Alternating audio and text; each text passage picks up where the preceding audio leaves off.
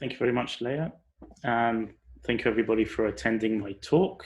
I'm going to tell you a bit about the research that we've been doing over the past, I would say, 5 years or so in tackling antimicrobial resistance, but also leading towards some of our new and upcoming research in COVID-19, all around rapid diagnostics enabled by microchip technology. As Leah mentioned, my background's in electronic engineering, and a big focus of my lab is to create rapid diagnostic technology for infectious diseases, which will be the theme of this talk. But to begin my talk, unfortunately, this is the world we currently live in. There's a new pandemic in COVID-19, the coronavirus, and it's affected us all. It's affected the health of individuals. It's affected, our household as we need to self-isolate, and it's affected also the economies of the world. And that's because COVID-19, it's a very infectious virus. It spreads very, very rapidly, and that necessitated the need for a lockdown. But what it also necessitated the need for was rapid diagnostic technology to be able to identify whether somebody's infected with COVID. Because when you identify that somebody's infected, then you can easily try and contain the spread. And also you can notify whether or not somebody should stay home or even go back to work, which has huge implications. And we know that the UK has an ambitious target for this. They've set a target of 200,000 tests per day. So a massive target. So it's a good time for diagnostic technology. And we've all been in this scenario that you can see here. You wake up in the morning, you feel slightly fluey, and you wonder, what is it? Have I got COVID? Should I rush to the hospital? Or is it a common flu? Or is it just hay fever? And the answer to that question, can have many, many implications from a health perspective, but also from one's mental state and distress.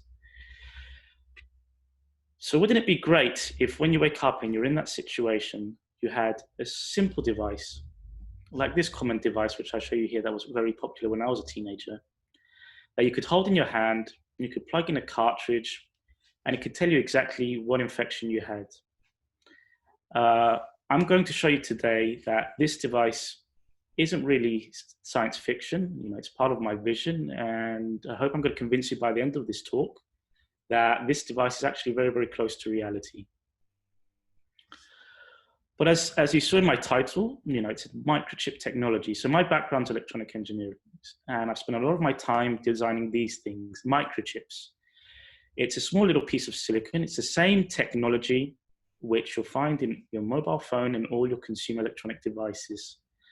However, there's opportunity to use these microchips to create full systems with integrated sensors using transistors, these nano devices here. And that's the basis of the platform technology which I'm using in my lab, because my lab focuses on using microchip technology to create next generation medical devices to meet the current challenges in healthcare. And there's 3 themes. We're doing a lot of work where we're creating what we call bio-inspired systems to create artificial organs, for example, such as this device, which is called an artificial pancreas, to treat type 1 diabetes. We also make devices which interface to the body. You can see the chips here with sensors, and in real time, they measure vital signs and communicate to a mobile phone. My talk today will focus on diagnostics. So it'll be this area where we're looking at creating what's called a lab-on-a-chip device, taking the big functionality of a lab and miniaturizing it in a small piece of silicon with microfluidics so that you can interrogate a sample with thousands of sensors. And that's the basis of our diagnostics. Another application area of my lab is using these technologies where they're most needed. So a lot of my work you'll see in diagnostics actually focuses on low and middle income countries.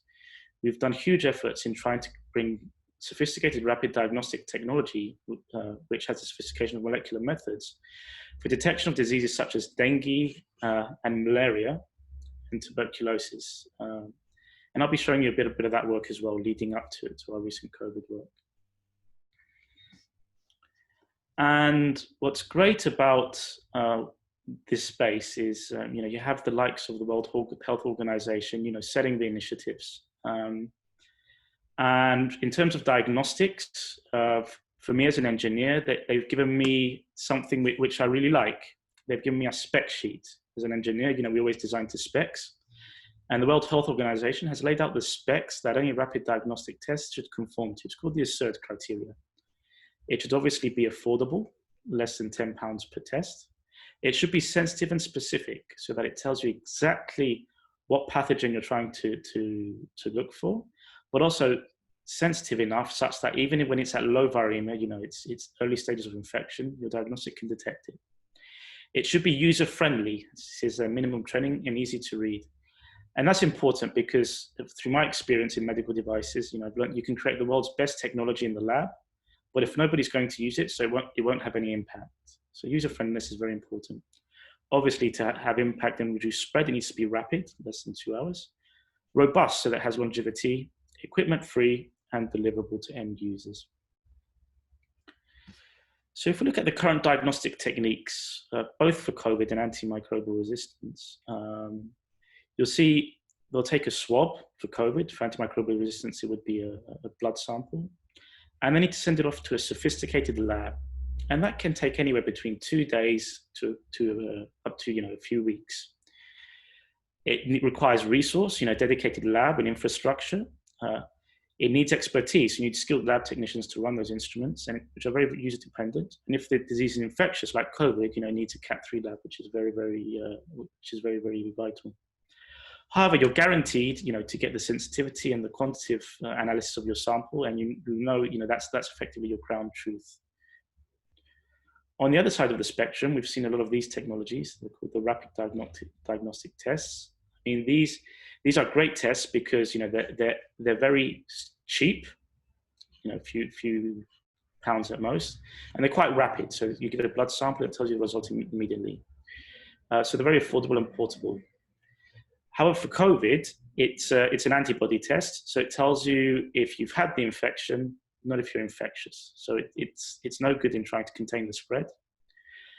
Also, we've seen through our experience with malaria, these things aren't entirely accurate. They're only 60–70% prone to basically false negatives because they're qualitative, and as I indicate here, they're for post-infection. By far, the gold standard is the molecular methods, the so-called PCR, polymerase chain reaction type tests, which you can see through this piece of equipment here, which we know, you can get very high sensitivity and specificity, and it's quantitative. So it tells you exactly how much copies of virus or bacteria you have in your sample. However, they can be slightly slow, anywhere between 2 and 4 hours. They require this dedicated expertise, so the skilled lab technician. They're quite expensive, it's £50,000, and it needs to be run in a lab. So what I believe is the best diagnostic should actually combine the best of these two, best of both these worlds. So be as cheap and rapid and deployable as a rapid diagnostic test, but have the sophistication of a molecular method, giving you high sensitivity, specificity, and quantitative nature. And I'm going to show you that can be achieved using microchip technology. Because microchips are suitable for diagnostics, especially when you're looking at DNA and RNA, because you can create systems for point-of-care analysis. You can do that because on the microchip, you can create thousands of sensors. So you can integrate it with arrays with thousands of sensors, which can then interrogate a sample, which in our case, in infectious diseases, is a DNA or an RNA strand. And because the sensors are embedded directly on the chip, you can use label-free approaches, so you don't need any bulky optics. So you can create a small handheld device without the need, for light, because the sensor is on the chip, so it can be lab-free. Also, because on the microchip itself, we also embed instrumentation, it means we can detect things with very, very low limits of noise. And what that ultimately translates to is very, very low limits of detection. So then you can be very, very high in terms of your percentage and specificity, because you can be very quantitative. The opportunities, as I mentioned, are using transistors. So we've innovated what we call the Ion-Sensitive Field Effect Transistor. And we've proven that it's a method to allow reliable detection of DNA, which I'll show you in the later slides, using a label-free approach. just to show you the ion-sensitive field effect transistor up close, it's a standard transistor, the same transistor that's powering your microprocessor. However, what we do with that transistor, field effect transistor, is we turn it into a pH sensor, mainly by extending its gate to a sensing layer, which in this case is silicon nitride, the top of the chip. And that silicon nitride layer has amphoteric sites which are selective to protons. So what it allows the transistor to do is track a change in pH or a change in protons by looking at the change in the threshold voltage. And you can see here an example of one of our very, very first prototypes, and this was 15 years ago, where we put the chip down on a printed circuit board, and we created 5 chambers, and we identified changes in pH. And the transistor characteristics are exactly the same. What happens, this is the drain current versus the gate source voltage, and what happens is there's a shift in the threshold voltage when there's a change in pH, and that's how the sensor works. Now, how do we use that to detect DNA or RNA? So the key here is what we call pH-based nucleic acid extension. So if you've got a target DNA which you're looking for, which could be, for example, a resistance gene in bacteria, could be basically the RNA of SARS-CoV-2. You create a primer. We know DNA binds to its complementary, so we create a primer which identifies that target. And then in the presence of a polymerase enzyme and nucleotides, there's a chain extension. So these nucleotides, DNA is complementary. An A will always bind to a T and a C to a G. So there's a chain extension, it extends. And as it extends, it actually, as a byproduct of that extension, there's a release of protons. So protons get released, and then they get detected by our pH sensors.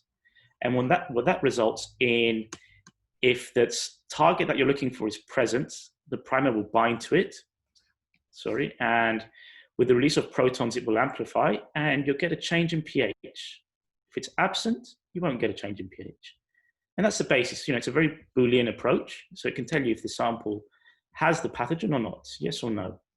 And that's the basis of our detection chemistry. There's advantages to this method.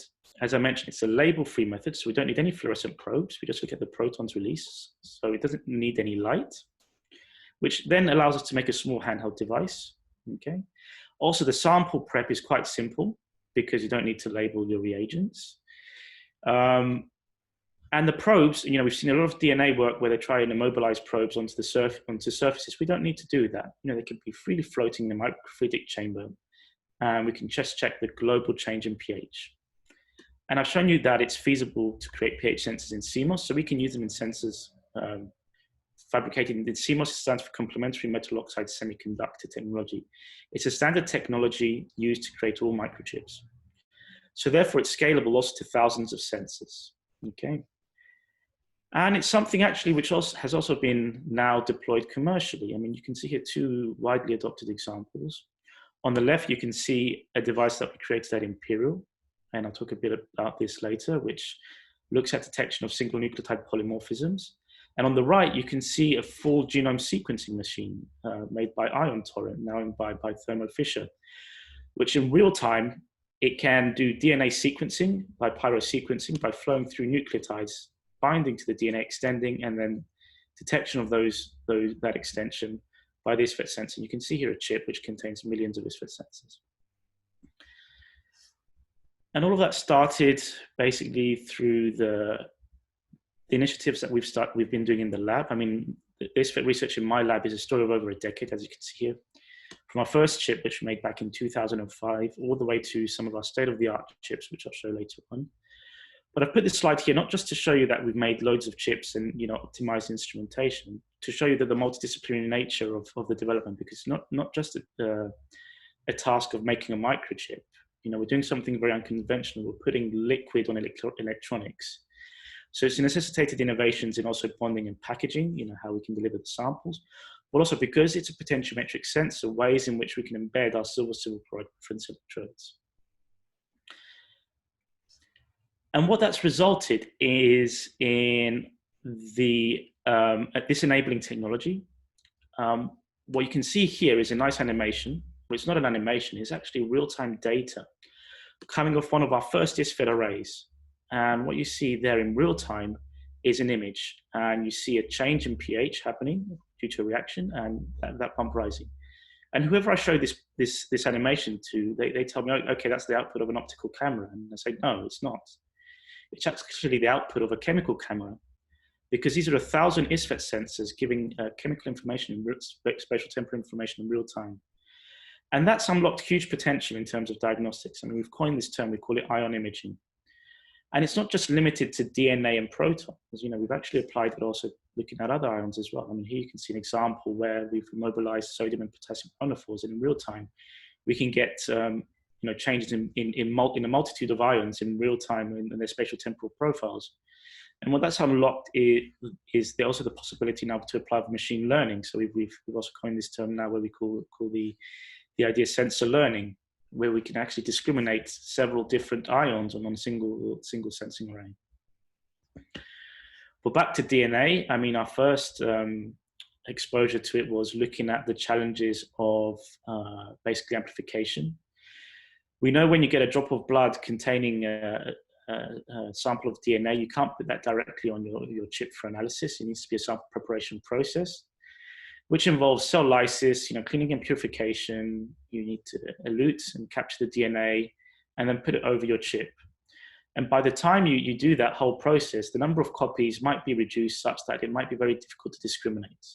So that necessitates amplification techniques. And we know that in the lab, you know, people use PCR, polymerase chain reaction, where they thermocycle the sample. And what that results in is in a doubling of the copies of DNA for every sample. So you increase the number of copies in your sample as you cycle between 60 and 90 degrees. And what that leads to is easier detection, because you've got an increased amount of DNA, therefore an increased basically method for discriminating it. It's a lot easier to look into a sample which has a lot of copies.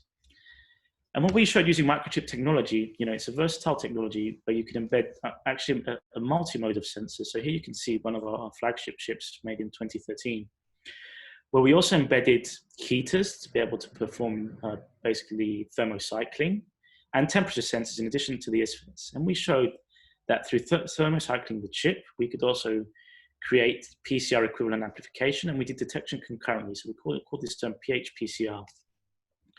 And back then, our focus was on single nucleotide polymorphisms. So we demonstrated that we could identify a SNP in relation to the need for a specific warfarin drug, which, if you had that specific gene and you took warfarin, it would cause you to have excessive bleeding. And we demonstrated, you know, with our technology that we could do real-time amplification and pH sensing. So that basically showed technical feasibility. But since then, as I said, I've had a vision. Because the previous technology wasn't in a handheld form, I had a vision, you know, to deliver a handheld device, also, you know, changing my focus to where it's most needed, and that's in infectious diseases. And the vision was you'd have a device that would be end-to-end. So from a sample, which could either be blood or a nasal swab, as we're seeing in COVID, you'd have some sort of easy, low-cost extraction mechanism that's also deployable for low-middle-income countries. And it would channel sample onto the microchip, and then in real time, it would communicate to end-user platforms, such as a mobile phone, and upload the data to the cloud, also enabling real-time surveillance. And I'm going to show you our work in kind of leading towards this vision. And here's our latest flagship chip. We call it Titanics. It has 4,000 ISFET sensors. But then also in real time, I mean, we know through our experience with chemical sensors, you know, there can be lots of non-idealities, such as chemical drift, reduction in sensitivity, but also offset variation due to the chips. But what's innovative about this chip here is that it's basically a fully autonomous and robust sensing ISFET array, in that it can also auto-compensate for any non-idealities in the sensor performance. So it compensates in time and always guarantees that the sensors always give you the best sensitivity. And then that again translates the technology to be an enabling technology for diagnostics. We took the chip and basically we've gone away with PCR because it needs thermocycling, because, you know, looking towards a handheld portable, we thought, you know, working at several temperatures poses challenges. So we've optimized now for a new type of amplification chemistry where we work at a single temperature. It's called LAMP, loop mediated amplification, whereby we can get DNA amplification working at a single temperature, and that's 63 degrees. And what's also nice about LAMP is it's extremely rapid, so we can get extremely fast time to positives, less than 10 minutes. So we've gone away with the need for thermal cycling. We've got a single temperature. And the way LAMP works is rather than, varying temperature to create annealing and denaturization of the DNA, it works, using several enzymes and forming loops. So the DNA loops upon itself, and in doing so, it extends and then it amplifies. And it uses a cocktail mix which contains 6 primers. But the advantage is, it's isothermal, 1 temperature. It's got very, very high specificity, similar to a PCR, and it's extremely fast. So we take that molecular method and we put it on top of our chip. So it's got molecular methods on the top to identify the changes in pH. We've got our sensing microchip on the bottom, bonded to printed circuit boards, and it's also got a microfluidic flow cell to then channel the sample. And as I mentioned, one of our targets was cost, because I want this deployable to where it's most needed in the low middle income countries. And we've done a lot to try and bring down that cost, and it's actually worked in our favor, the fact that we're basically leveraging technologies which have been used in consumer electronics, such as the microchip and you can see here in the printed circuit board. Because it's leveraging economies of scale where there's been almost £1 trillion in investment trying to get these things cheap for consumer electronics. We're using the exact same manufacturing facilities. And then also for the microfluidics, we're leveraging scalable technologies such as 3D printing. And what that's resulted in is a cheap cartridge. Our current bill of materials is about £11. And seven of those pounds are actually for assembly. It's not actually the raw materials. But just as a comparison, to a standard test that's conducted in the NHS for antimicrobial resistance, it costs them £60 for one AMR pathogen.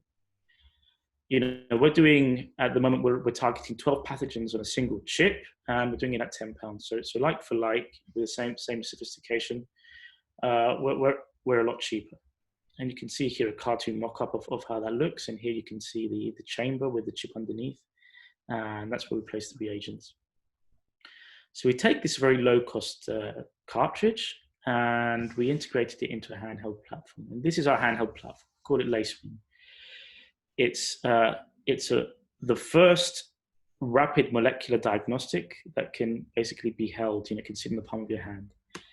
You give the extracted sample into the cartridge, you plug it in, and then in real time, it communicates to your mobile phone. And on there, we've got our classification algorithms, which tell you whether or not the pathogen that you're looking for is present.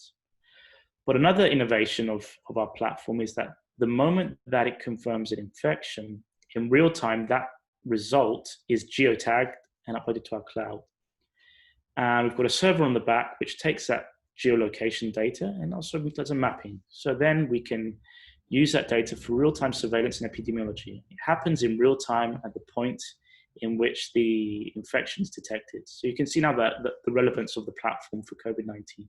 I mean, we were using it previously for tropical infectious disease. Now we're repurposing for COVID. And our target product profile, and you can see here where we're placed relative to some of the other technologies. So we know the lateral flow tests are cheap and rapid and easy to use. We're slightly more expensive, but we've got the sophistication of a molecular method, so cheaper than the molecular method. Our instrument is also about £50. So, if you compare it to the 30K instruments, it's a lot cheaper. We're rapid. All our detections are in under half an hour versus 2 hours, so comparable to a rapid diagnostic test. And we've got high sensitivity and specificity.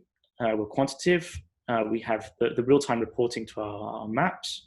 We can do a panel of markers, looking at a variety of infections, and we can also apply machine learning to do predictions. So we've got several advantages versus the other two technologies.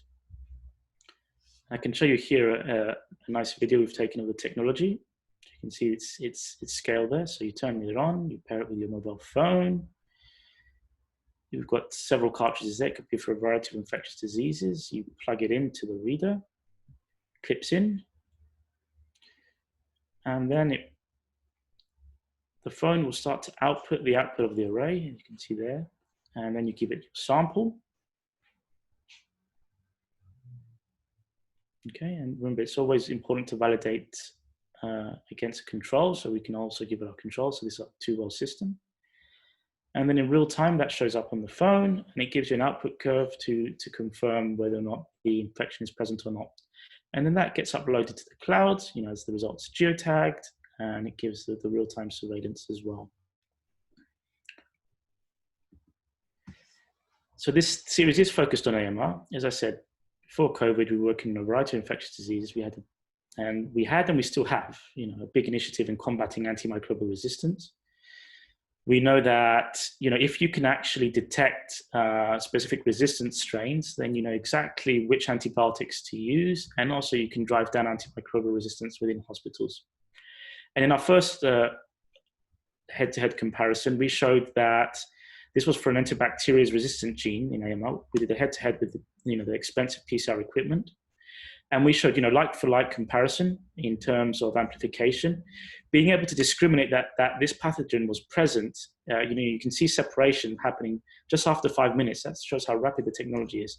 So we actually identified it in just under 7 minutes, which was a huge achievement. Moving on, I put this slide here. We're looking at Klebsiella pneumoniae as well. And I've put this slide here to also show you how sensitive the technology is. You can see here our time to positive, and this is the number of copies of DNA in the sample. And we've got a limit of detection down to 10 copies per reaction. So we can detect, very small number of copies within a specific sample. And we know, as I showed you through the example of PCR, the more copies you have, the quicker you can diagnose. So if the sample has a lot of copies, you can see our time to positives, it's down to 5 minutes. At its lowest level, which is 10 copies, it's still under 10 minutes, which is really, really, really rapid. So good times to positives and good sensitivity. And another example of basically the potential of the technology is how quickly we can repurpose it to new emergent strains and antimicrobial resistance. And, this exercise that we did back in November, which I'll talk about, also give us belief we could repurpose this for COVID.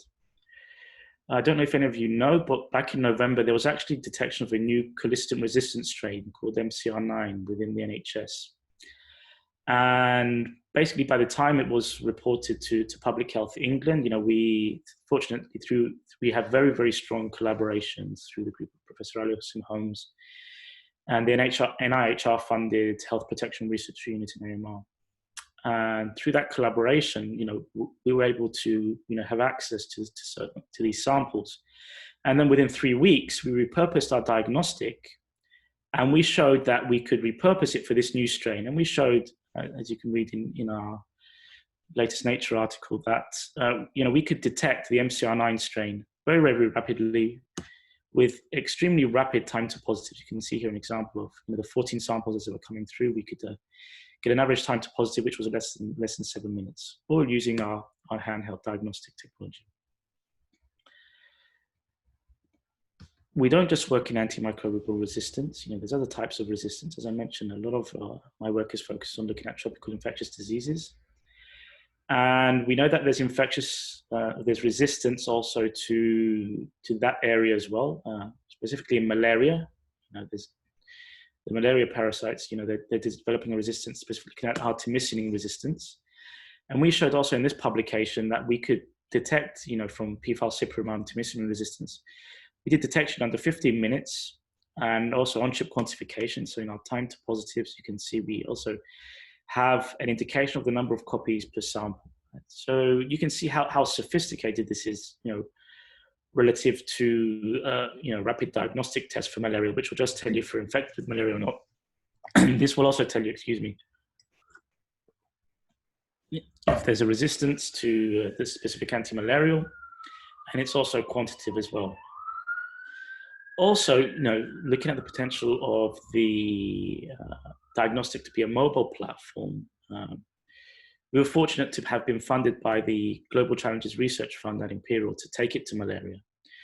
And last summer, we did a clinical validation in collaboration with the University of Ghana, looking at detection of malaria. And we showed that we could detect it in under 15 minutes. You can see the team here in malaria, doing in real time on-chip quantification as well. That was our phase 1 test. And we were set to go back there this summer, where we were going to run the technology in the boot of a car and drive to schools in rural Ghana to testing school children for malaria. Unfortunately, all that has been put on hold now, but you can see how that repurposing in that model is actually quite adapted to what we're currently seeing. So as we're in preparation for that, we said, okay, we need to repurpose it for COVID. But before I talk about our COVID work, I just want to share this slide to show you, it's actually a global collaboration. We're working in a number of infectious diseases. So with the Ghana and now the Gambia, and we're about to launch next week our UKRI-funded malaria network. We're looking at detection of malaria. In Thailand, Vietnam, and Taiwan, we're focusing on the dengue virus. In South Africa, we've got a program funded by the NIH looking at tuberculosis. Here in the UK, our big focus has been on AMR, but we've also looked at the problems of antifungal and aspergillus, and also in livestock as well, looking at porcine pathogens. So it's been proven on a number of pathogens to date. Most recently, we've published a paper where we also look at, using the host response in collaboration with Mike Levin and his group over in St. Mary's, where we can also answer the simple question from a drop of blood, whether the sample it has an infection, and then the second answer of, is it a bacteria or is it a virus? It's a simple answer, but you can see that the implications could be huge, because it could tell you whether or not you need antibiotics or ultimately combating antimicrobial resistance. So we were and we are working on all these pathogens, and now, as soon as the pandemic happened, we made a decision. We need to help with the current crisis. So our lab remained open in South Ken, and the team worked tirelessly so that we could repurpose the diagnostic for COVID-19. And again, we set up an ambitious target. We saw out there that equipment, all the machines were detecting from a swab in over an hour. Knowing what the potential of our technology was, we set an ambitious target of 20 minutes.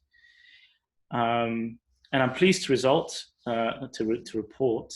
that our first phase validation, which has just been completed and was funded by the Imperial College COVID Excellence Fund, was successful. So during the pandemic, we were receiving extracted RNA samples from Charing Cross Hospital, also through the collaboration with HPRU. And we showed that, we redeveloped our molecular methods, our isothermal molecular methods. We made them specific for the SARS-CoV-2 virus. And we showed that we could, with very, very high specificity and sensitivity, detect, SARS-CoV-2. Our first report now, which is online, we've shown that we can detect in under 20 minutes. Our average time to positive is 12.9 minutes, with a limit of detection down to 10 copies per reaction, with 100% specificity and 90.5 specificity when compared to gold standard. So that's been an amazing achievement and I have to credit my amazing team, which remained in the lab during lockdown, and went every day to the lab, even during the height of the pandemic, to achieve this goal. And I'd like to show this slide now because, it gives a nice comparison, in relation to COVID. So this is basically where different tests will work relative to the symptoms that you're experiencing. It was an article published in JAMA. And we know, at your exposure to the SARS-CoV-2 virus, it could take you, say, 5 days to develop symptoms. After which, your PCR test will likely give you a positive because you've got high viral load. And then as you get better, hopefully, then that subsides. And then your antibody test, the antibodies will be high. So the antibody test works here where the PCR is negative, but it won't, tell you if you're contagious. So my hope is that, because our test is very, very sensitive and specific, we'll also be able to pick up people in this region at the early stages of infection. And that all feeds into part of our phase 2 validation. So up until now, we've proven with our handheld molecular diagnostic, we're rapid, we can detect in under 20 minutes. We're sensitive, specific, and quantitative. We're a mobile platform which geotags and provides results in real time for surveillance. We're lab-free, low cost. We're scalable. So as part of the Imperial COVID Research Excellence Fund, one of my targets has been to set up the supply chain so that I can actually manufacture 1,000 tests per month. to also kind of meet the current needs which have been set by the UK government. And both in our exercise with emergent strains of antimicrobial resistance and COVID-19, we've shown that it's adaptable to new pathogens very, very rapidly. Now we're well on our way to phase 2 of our validation, as I say, where we've actually developed an extraction system which works from a nasal swab, which can give us the extracted RNA. Our target there as well is 10 minutes, so that the end-to-end test can be around 20 minutes. And we're moving to Charing Cross to do a live head-to-head comparison on about 1,000 samples of COVID-19. Moving forward, what we're looking to do in the next wave, well, we hope the next wave will be mild, but potentially we know it's coming. As I've shown, the test is very deployable. So we're looking at community testing. We mustn't forget, the needs of low middle income countries. So, we've got our networks there and we're looking at how we can go and deploy there. But also, we've got some new emerging technology where we're looking at syndromic monitoring using some of the wearables I showed in my very first slide. And what those are allowing us to do also with machine learning is predicting whether or not somebody necessitates first hospitalization and then admission to ICU by tracking severity of one's health. The other thing I'm pleased to report is, you've probably seen loads of these surveillance maps up and running. We've got our own that's running in real time. Because the moment the diagnostic detects COVID, it uploads it to our cloud server, and then the mapping function pulls that data, and it can display really detailed results down to a specific postcode.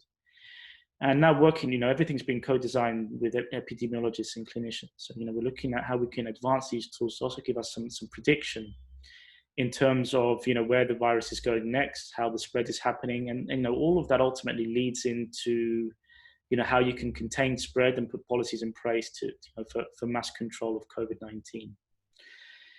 And I'm also looking forward to running this in, as we call it, the lab in a boot model as well, because you can see it's a battery-operated molecular diagnostic which you can hold. So we could put loads of these in the back of a car, in a van, drive out to schools, community care homes, or wherever there's a need, and to diagnose in under half an hour whether or not somebody's got the virus. The other work, which if I had more time, I'd expand on, and you've probably heard a lot about it in the past. We've done a lot of work looking at providing decision support to clinicians within the NHS to help them prescribe antibiotics. And we launched one of the first AI-based systems, which actually links directly to Cerner, basically the databasing system in the NHS. And in real time, our system pulls administrative data, pathology, and microbiology. And it does several inferences. It can predict whether or not somebody's going to go into a severe infection, necessitates ICU. But it can also use decision support to provide information to prescribing clinicians as to what the best antibiotic is to use based on historical data, so that they then don't make an uninformed judgment as to which antibiotic to prescribe, and they can prescribe the right antibiotic.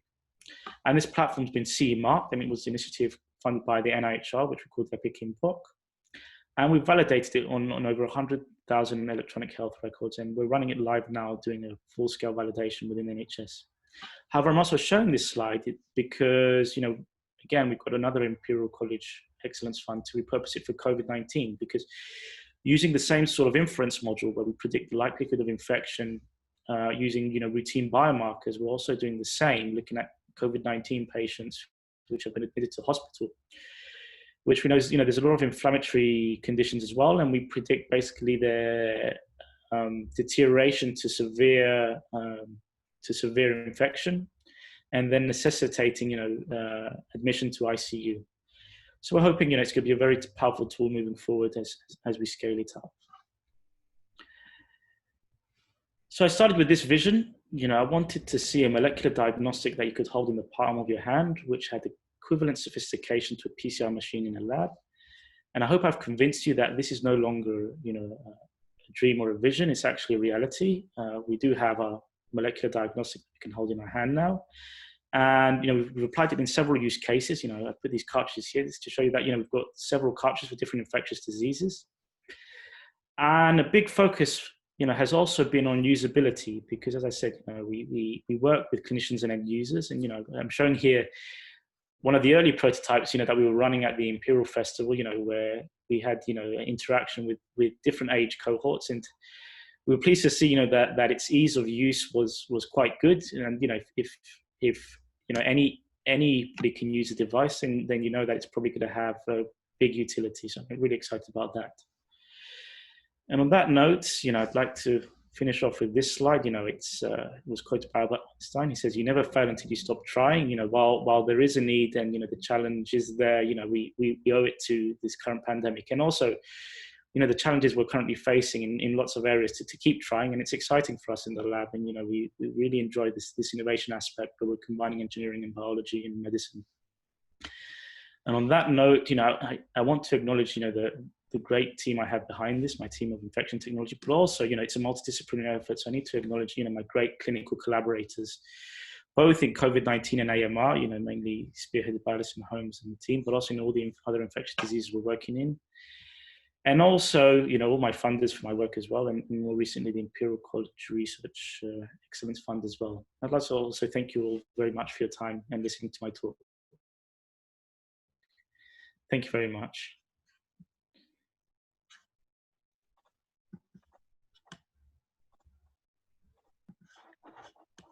Hello. So we do have a few questions in the Q&A function if you want to answer any of those.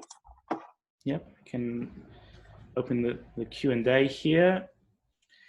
And first question by Pratik: how much more challenging is the microfluidics as compared to traditional methods, and what is required to prepare the fluidics for a new disease?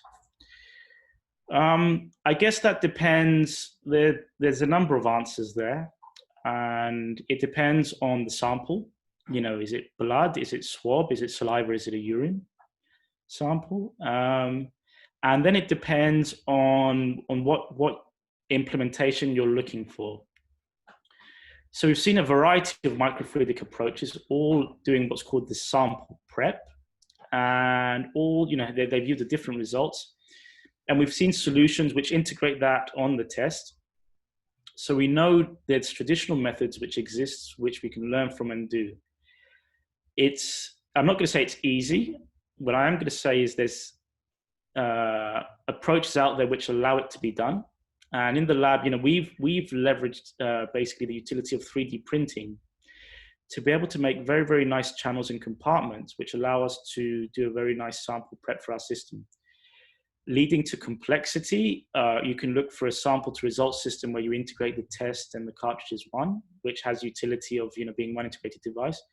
Or you could treat them as separate. We're doing both approaches because we've seen utility for both approaches. When looking at low middle income countries and cost, it's good to have versatility in that aspect. So you could work from either a blood or a nasal sample.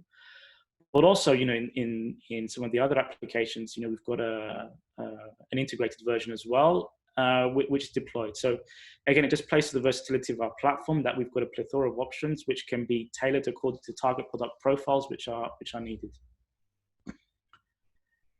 So the next question is from Vicon.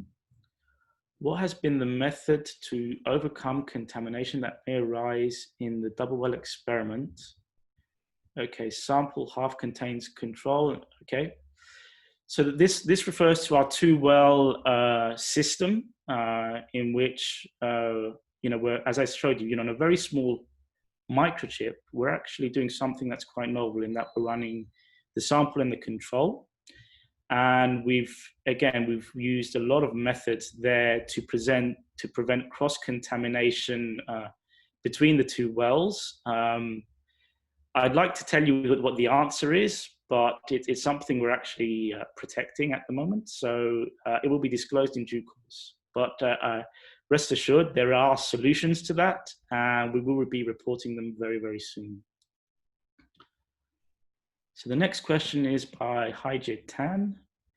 Does limit of detection of RNA DNA sensing 10 copies per sample with ISFET differ between ideal lab solution and complex physiological samples with interference? If so, how do they differ? Wonderful talk and great work. Oh, thank you very much for the compliment. And the answer to that is yes.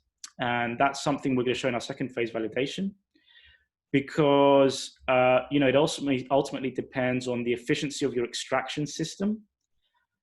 When you're working directly from a nasal or a blood sample, you need to have additional reagents to the extraction. With those reagents, it can have complex ions in there which can inhibit your reaction. However, again, we've come up with some new innovative ways, which we'll report, which allows us to get a very nice purified sample of both RNA and DNA and then channel it over our system. Part of our phase 2 validation, as I said, we're going to report in the next 3 months that system working with our diagnostic with 600 patient samples. So it will have very, very good statistics to tell you what the limits of detection is of our methods. So then somebody that's anonymous, very interesting talk. I may have missed this, but is the device reusable? Is it a one-time disposable device? So the answer to that is it depends on what your intended purpose is. If you're not looking at biological samples such as RNA, which are contagious, then you could reuse it. And in the lab, obviously for testing of simple ions and validations, we wash it with an ultrasonicator and then just reuse it. However, if we're dealing with patient samples, it has to be thrown away because of contamination, and also because you're looking at amplify. We've got a very, very sensitive method, so if there's any contamination there, you want to be guaranteed that it's not amplifying something which was there previously. And that's also why we're trying to make it very, very cheap and disposable. So the next question: thank you and congratulations on making such an important contribution. Could you say a little about the manufacturing of the sensitized chip? Does it need fab plant? Okay, so another important note about our technology, CMOS technology, is that we're actually working with completely unmodified CMOS. And why that's advantageous is we don't need any post-processing. So we are, as I said, we're ordering these chips in exactly the same way as somebody would order the chips that would be used to, for example, make a Wi-Fi chip or a Bluetooth chip using exactly the same facilities. There's lots of foundries in Asia, and they do it at an incredibly cheap price. So it doesn't need a dedicated fab plant. It just needs, the existing commercial fab plants which exist. So the next session, the next question is Sesha. Good presentation. Thank you. How does the instrument predict severity? Okay, it's also something that we can report soon, but we have seen works which have been published which also see, for example, relative to the viral load and basically how many days you've had the disease. You can get a good indication of the trajectory of the patient's health condition. But then it's not just that. As I said, that we've got other biomarkers in our panel as well, which also links to the inflammation, and we're going to be reporting on those very soon. Next question is by Julia. Could you clarify the role of the silicon nitride layer on the ISFET? It's a sensing layer. So it's got amphoteric sites which bind protons, and it creates, basically, using a double layer, it traps charge, and then that trapped charge is reflected onto our floating gate of our MOSFET, and we monitor a change in pH. Another question from Vaikun Venkat. What has been the current real-time implementation for sensing? What has been the current real-time implementation for sensing the signal amplification in pathogenic DNA? The current real-time implementation. Oh, that's a very good question. So in terms of real-time implementation, we've been fortunate to also work with great and bright students within Imperial, and we've evaluated a number of algorithms which in real time they take the data, and then using sophisticated machine learning methods, they could actually predict and discriminate the real-time amplification of pathogenic DNA. The next question is from somebody anonymous. You mentioned this is single use. Are you working on a reusable version? Great work. I think I've answered this question. It is reusable, but it depends on the use case. Next question from Giovanni Campa. Amazing work. Thanks for the presentation. Are you planning to apply the platform for diagnostics on oncology using saliva for lung cancer? The answer is we're not planning, we have. So we're also working on a cancer panel, and through a variety of collaborations, we've shown, it's something we're about to release soon, and we've shown it to work well in breast cancer, but we're also looking at the likes of cervical cancer as well, and colorectal cancer. Can the lasering device by Roshan De Silva, can the lasering device be used to see if you've had the virus like the antibody test rather than just testing the virus at the time of infection? Also a very good question, and the answer is yes. So, it's new emerging. We've spent a lot of time looking at DNA and RNA, but we've also got very, very good preliminary data. We've mobilized antibodies on the chip, and we're also able to look at antibody detection as well. We're not applying that for COVID. There's other applications where, antibodies in combination with the molecular tests have, great value. And, watch this space, provided that, we progress on that work, which we will, we could report some new innovations pretty soon. Sesha, how do you overcome the contamination, hence false issues inherent with the lamp and aerosol generation in labs? So again, you saw that we've got very sophisticated 3D printed fluidics, which are capped and contained, and in doing so, it prevents any cross-contamination, and also aerosol contamination of the device. So it's within the manufacture of our casing. And then the last question, to my understanding, there's two more which have popped up. To my understanding, each chip could be used for one time for one test, supposing it's from the patient. Do you have any plan to make removable cartridges such that the FET sensor could be used multiple times? Do FET signals give variation due to fabrication techniques? How do you deal with it? So I've answered the first question, and I've answered the second question about variation due to fabrication. Remember, I showed you the flagship chip Titanics, which has novel auto-compensation mechanisms, which can make it basically compensate for any variations due to fabrication, but also non-idealities which present themselves during the running of the molecular test. And then the next question, is there a reason why harsher chemicals aren't used to clean to make the system reusable?